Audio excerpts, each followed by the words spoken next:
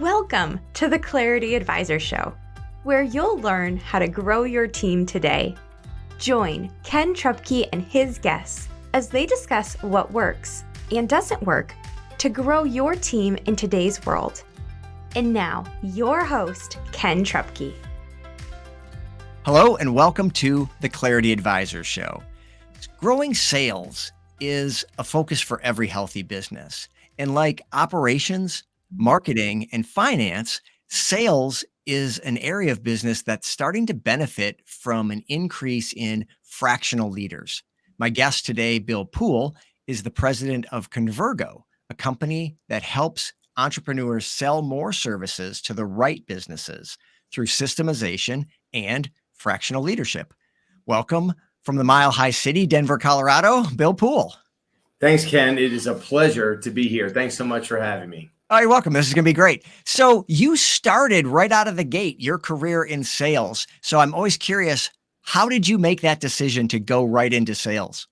Well, I like people a lot, Ken, and I like people so much that I think when I was in school, I focused on the people instead of learning some sort of a trade or skill. So I really didn't have a decision. It was obvious for me to transition to sales, to put my love for people, my people skills to work. Okay. And what were some of those early experiences? I'm always curious about the team building and how sales managers interacted with young people coming right out of school, starting their career. So what were some of your experiences as that young salesman with that first team and your first sales manager? Well, I wish I could say it was just a few years ago, but that's not necessarily the case. It's been a while, and really it was all about relationships at the time. I think that that really enabled me to succeed early in my sales career. Things have changed, obviously. Don't need to. I'm probably preaching to the choir, Ken, but it's about a lot more than relationships now. So at the time, that was really helpful for me. And my early sales manager, I worked for a relatively small business, who was also the owner of the business. So what was good that he did about me is he let me go out and sell.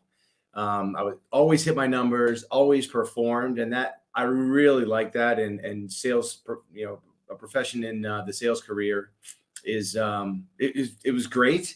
I don't know if that was the best strategy though for the business, is to just let me go out and sell, because it's not a great strategy to rely on people and not institutional processes and systems for sales success, Ken.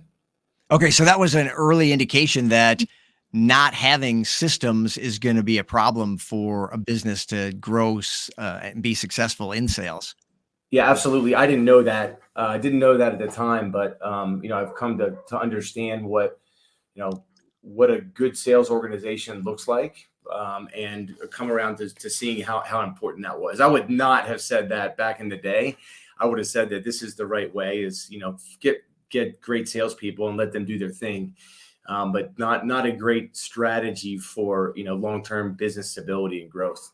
Right. Well, and that leads us right into Convergo. So tell us a little bit about the journey from that first position to how you got where you are now, and then we'll talk specifically about the business. Right on. So I started doing sales and migrated to a variety of different jobs in the same business management. I was a general manager for the organization as well, and went out on my own after maybe 13, 14 years to do sales training. And I really, that was really fun. I was a rogue sales trainer on contract doing sales training for a variety of different, like Fortune 500 companies. And then I really saw that it's about a lot more than sales training. When I would do sales training, and then the just seeing what happened after new hire sales training, or even like advanced sales training, to see that the environment that sales reps were going back to after sales training was really not consistent with the training delivered. The pieces weren't all put together. So I transitioned to beginning to help smaller businesses, not only do with training, but to help them build some of that infrastructure, which should be foundational to the sales training. So that I went out on my own. I went from the rogue contract sales trainer and eventually navigated to where I am now at Convergo. And I've been the owner, co-owner or owner of Convergo for 6 years now. It's extremely rewarding. That sales training I thought was very rewarding and very fun. Not sure that it would, the approach that I was put in a position to take was not really right for the business. Okay. I got to come back to rogue sales trainer. What was rogue about what you were training people on? Well, I mean, I was a rogue consultant. I worked for myself, and I Okay. worked daily rates and contracts, and I did curriculum development and that sort of thing. So I wasn't part of an organization. I was out on my own. Okay. Gotcha. So talk about Convergo itself now. What do you do? What services do you provide, and who are you serving? Who's your customer? Right on. So sales really should not be a barrier. Sales should not prevent an entrepreneurial business from growing and getting, from that entrepreneur getting what they want from their business. So we remove sales as the barrier. That's basically, in a nutshell, what we do. And so it's about a few things. When sales is a barrier, it's not always the same challenge. A lot of times it may be about alignment at the top. It could be about just lack of sales systems that are in place. So we figure out why the barrier is there, and then remove the barrier. A lot of times it starts with aligning the leaders around ideal clients and the journey that those ideal clients, that desired journey that an ideal client has with the business. If you think about it, that journey is really the most tangible thing that a services organization can communicate to a prospect or client that's experiencing their business. So we look at align the business around ideal clients and the ideal client journey. And something that's a little different about how we approach that systemization and alignment is we take that approach from the client's perspective. We encourage businesses to sit in the seats, when we're doing discovery and doing a workshop to help our clients with a growth plan. We ask them to tell them how their client experiences their business in the first person. And it's really interesting what that shakes loose, and the that perspective is a bit unique. So that desired client experience or client journey comes first, and then that provides the framework. More than sales, really, it's about operations and sales and marketing for that matter. That's the alignment point for the business, and the systemization should be put in place to streamline that and make that a fantastic client journey. So it's all about the client journey, and we do things from the client's perspective, Ken. Okay.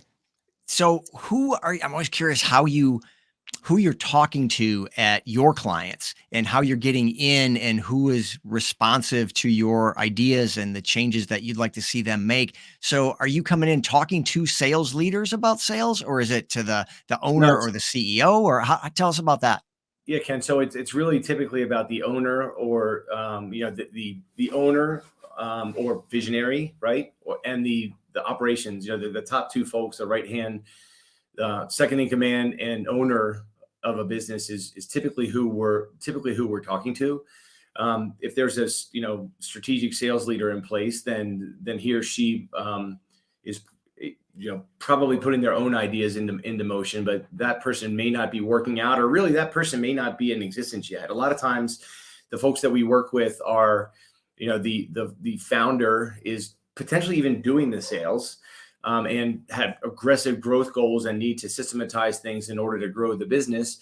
Or they might have, a few sales reps, and they're not exactly sure if the sales reps are doing the right things because the owner or founder of the business is good at blank: engineering, marketing, payroll, whatever it is that they're good at, but they just really, that sales is a barrier because they don't necessarily get sales.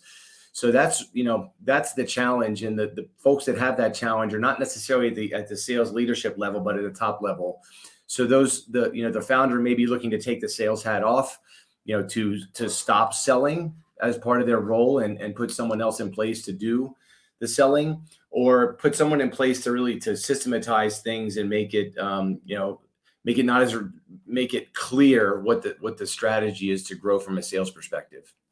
Yeah, I'm curious, especially when you're working with those smaller businesses and that direct owner, CEO, like you said, the visionary in traction terms, the visionary and the integrator, his right-hand man, the operations person. You got those couple people and maybe some other leadership folks, but typically that, especially that visionary, isn't usually somebody who's really dialed into processes. They don't usually want to follow processes. They usually think processes constrain, like I just go out and do my thing and I'm me and that's how I built this business to this point. So I know you're a big fan of systemization, and yeah, and that's critical to the success of a machine that's going to generate sales. So talk about that conversation with that visionary, that leader, that owner of a small business who you need to help them see the value of transitioning from everybody just go do your thing to let's follow a process. Well, really all comes down to their goals and their time, really. I mean, if they're lifestyle business and they're sitting around $2 million and they don't want to they don't want to grow, they may be just fine where they are. But eventually they realize that, it's not, their time should be spent, if they do sincerely, and they're not just doing a head fake here, if they sincerely want to grow their business, then their time is not, they need to, first of all, they need to sell more than one person can just do. And they need to, on the operational side, typically that visionary at some point has hired someone to systematize other parts of the business and realizes that, everything that's in, they grow the business because of client referrals and their network and relationships, but then comes the ceiling. So it's helping them understand that there is a ceiling there. One person can only sell so much, and that's a barrier to growth. So entrepreneurs and visionaries that really sincerely want to grow, we help them understand that they're really the barrier. In order to double business, looked at a relatively typical business plan where a client that's in $10 million today has a 3-year growth goal of $20 million. Something needs to be done differently. That's an achievable but aggressive growth goal. It's just not going to be achieved by doing the same things. So there needs to potentially they may be going after a new market, adding a new product, or just increase investment in sales and marketing. But something needs to change in the way that they're approaching the business if the visionary is the only one doing the sales, Ken. So tying it back to their vision, literally for the business and making sure they understand, like if we're going to get where you want us to go, we've got to do something different. And part of that different is systematizing. We've got to put, just like you said, the integrators systematizing other parts of the operations. We've got to do the same thing in sales. Is that a fair way that you approach that with that conversation? Absolutely. And it's really not, until you get to a point, that systemization is not really needed, because the visionary is able to grow the business, and they grew the business from working in their basement to, working in an office with 30 people in there, and they've grown it by systematizing the operations side of the business, and they've handled the sales. So yes, that's we see that story all the time, and it's not just for the visionary that's ready to just not do the selling. At some point, they hire a sales rep or hire a sales team, and they expect the sales team to, be able to know how to sell. And really a lot of the reason for the success of sales to date is locked in the head of the visionary. And quite frankly, typically if you hire a team of sales reps, they need more process in order to succeed than the visionary is used to having in place. So that's where we can come in and systematize things and ensure that, the right systems are in place, and really more important than getting the right people into place. Yeah, absolutely. And I want to dig into finding and leading that group of right people, because you do still need that group of right people, and then what makes those teams thrive and succeed. And we'll do that on the other side of the break. Stay with us. We'll be right back on the Clarity Advisor Show, talking with Bill Poole. Is your business where you want it to be, or on track to get there? Clarity Advisors helps business leaders improve communication and get your team aligned and engaged for greater success. We specialize in helping you streamline your sales and operating systems to improve efficiency and grow your profits. Call or text Ken at 616 822 2998 to have a complimentary 12-minute call to see what some clarity could do for you. Okay, welcome back to the Clarity Advisors Show. Today we're talking to fractional sales leader Bill Poole, who runs his firm Convergo. And we're talking about the process that you need to grow a sales team and grow sales for your business. You can't just at some point continue to wing it. So Bill, tell us about how the best teams, the successful teams that you see, how do they go about going from no system to system that scales and allows them to grow and achieve the goals the owners and the leaders have? All right. No matter how good a system is, it's really about how it's rolled out. And one of the first things that we did when we were developing our managed growth system is looking at is change management. Again, let's say a decent system that is properly implemented is going to succeed better than an amazing system with a poor implementation. So change management is really the secret sauce or key ingredient with making sure that a process sticks. So, we have a great system and we focus on change management. We think that that's the best of both worlds, Ken.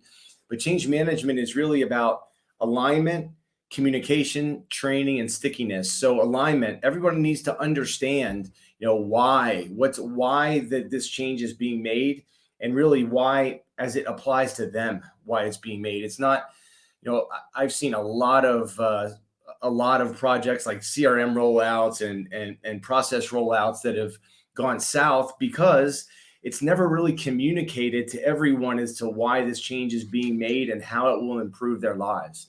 So that's the alignment piece, and communication is part of that as well, to ensure that that why is properly communicated from the top down.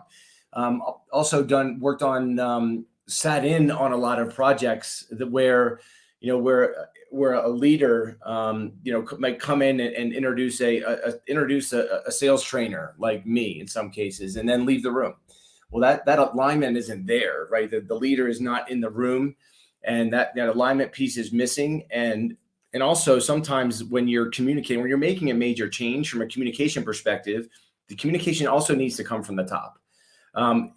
When the communication comes from the top, it sees that the entire organization understands why the change is being made, and it just makes the change a lot more seamless. Sometimes, though, when you implement new processes, it requires different behaviors, and sometimes that there's skills or training that needs to be part of the equation, so that the sales reps in this case have the needed skills to make the change. And sometimes those skills are things like systems, and not really learning soft skills like questioning, listening, and things like that, but potentially training on applications and things that are very learnable. And then, depending on the situation, there needs to be stickiness as well, that the concepts in this system are implemented into the business, into the lifeblood of the business, into the way that the meetings, you're in EOS, you got level 10 meetings and quarterly meetings. The change needs to be implemented into the business for it to be sticky. So change management is the key: alignment, communication, training, and stickiness. Yeah, that's fantastic. And I'm all about that change process. You've really got to help people to understand that why. You're right on. It's so important that we understand why we're doing what we're doing and get that buy-in and get that alignment to move people down the path, or else, we've all seen those big projects. ERP projects are the classic example that don't get done or take forever because people don't really understand how it's going to help them, and why are we even doing this, and what's my role in this. And getting that alignment up front is so important. So how exactly do you do that? Are you coming in as a fractional leader and you're taking over that sales department, or is this at least this type of change management stuff, is that more a training, outside consulting type role? How do you tackle that? So we don't, 100% of our engagements are not fractional. We don't sit in the seat. It can be a lot, depending on the specific circumstance. It can be, it makes more sense for us to one of our consultants to sit in the seat. to implement that structure, but sometimes their client might have resources so that we can help them. We can help them implement the system. But kind of similar to change management, it all starts with leadership alignment. And that, the barrier to sales a lot of times isn't really a sales problem. It's a problem that, sales and operations are disconnected. And when entrepreneurial businesses grow fast, they tend to grow in silos. And a lot of times they lose that, lose the perspective of the client. Operations is doing this, marketing is doing this, sales is doing this. There's not that alignment point. So what we do is we go in, as I mentioned before, and use that client experience and the ideal client as the alignment point. And that's the key, really, is to get that alignment. I mean, creating and systematized sales becomes a lot easier with that leadership alignment. When sales is pursuing the right clients that they're going to then hand off to operations, and operations can provide value seamlessly. Alternatively, if they're not aligned, see it all the time. You see sales teams that are bringing on the wrong clients. Operations is upset with sales because they're bringing them garbage, and they're bringing them clients that they're not really optimized to serve. Sales is upset with operations because operations isn't taking care of their clients because there's not been that alignment. It's really about alignment at a very high level.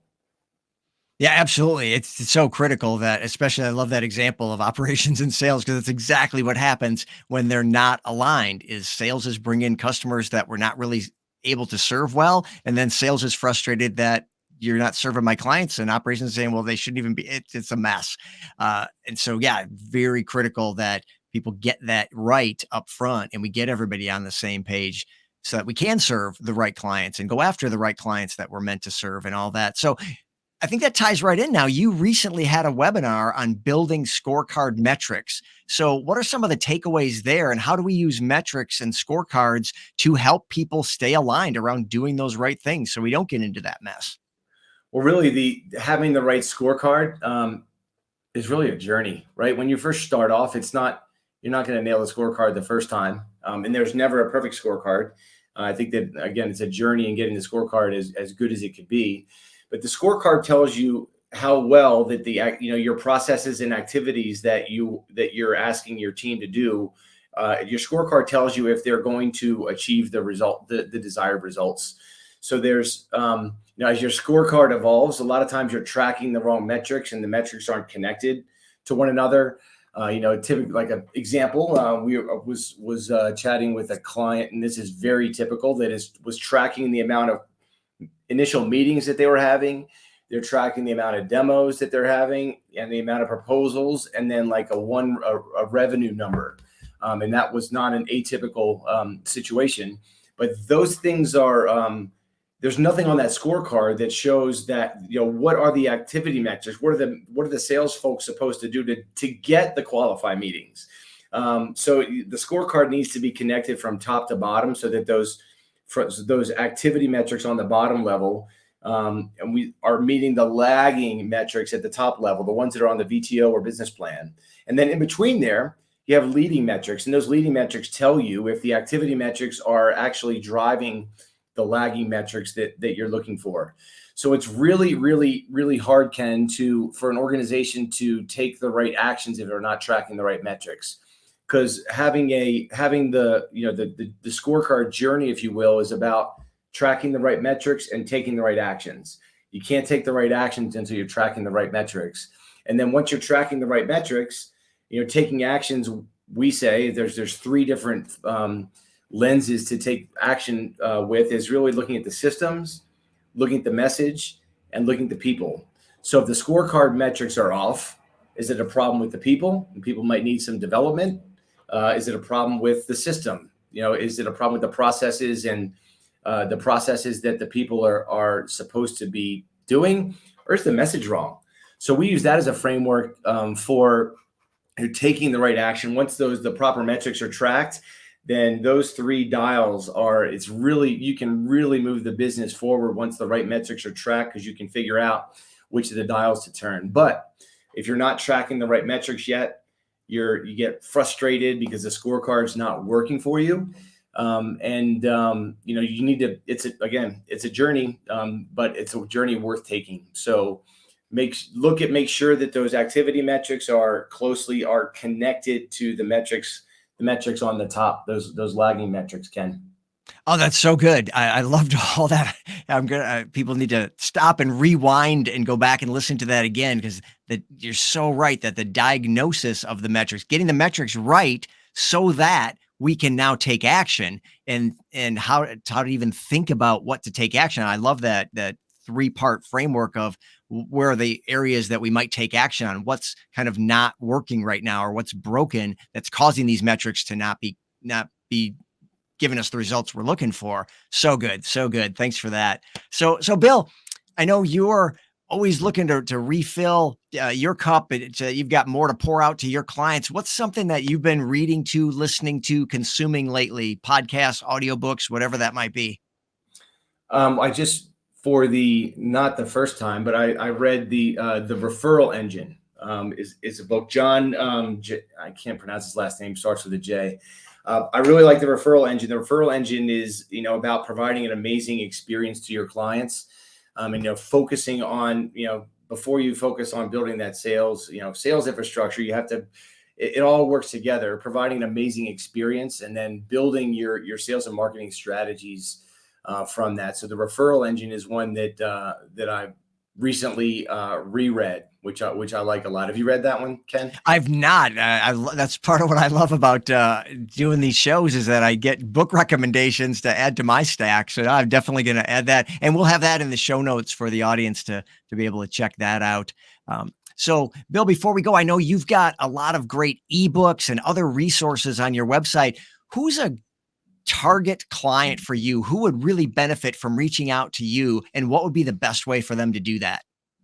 Really, if sales is the barrier to growth, Convergo, convergo.co is our website. And also connect with me on LinkedIn. I'd be happy to share any resources with you. We take a help first approach at Convergo. If sales is a barrier to growth, love to talk to you to help. I don't know if we could help you from an engagement perspective. If we're not a great fit, then we won't go down that road. But we'll do whatever we can to help. Within that help first mentality that we have here at Convergo, we have a growing and long list of referral partners and people that we know, not just in sales and marketing, but other areas of the business, that we're happy to refer the right people in to help. So it really starts, if sales is a barrier and you don't know why, or maybe you think you do know why, but you want to confirm that, we'd love to have a discussion with you. As you mentioned, Ken, we've got an ebook, 5 Steps for Scaling Sales and Growing Revenue, that you can access from our website or my LinkedIn page. Something that's a topic of the day, I guess, if you will, or of the week. We did just have a scorecard webinar. We have a scorecard checklist that we can also share with you, where you can take the scorecard checklist and just look at it and see, help you analyze your own checklist. So love to have a discussion with you. We'll do whatever we can to help.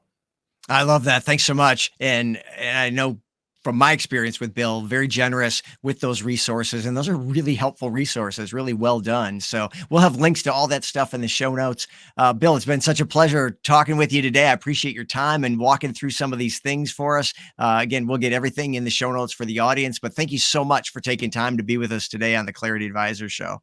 Ken, thank you. It was my pleasure. Thanks so much for having me. Oh, you're welcome. And I'm sure we'll be talking soon. So with that, it brings us to the end of another episode. Thank you so much for joining us. And if you could be so kind as to leave a 5-star review on the platform you are watching or listening right now, that would be fantastic. And we'll see you next time on the Clarity Advisor Show. Bye now. Thank you for listening to the Clarity Advisor Show. Clarity Advisors is a speaking, training, and consulting firm specializing in helping you simplify your sales and operating systems to improve efficiency and grow your profits. Connect with Clarity Advisors today to learn more about how they can help you improve communication and get your team aligned and engaged for greater success.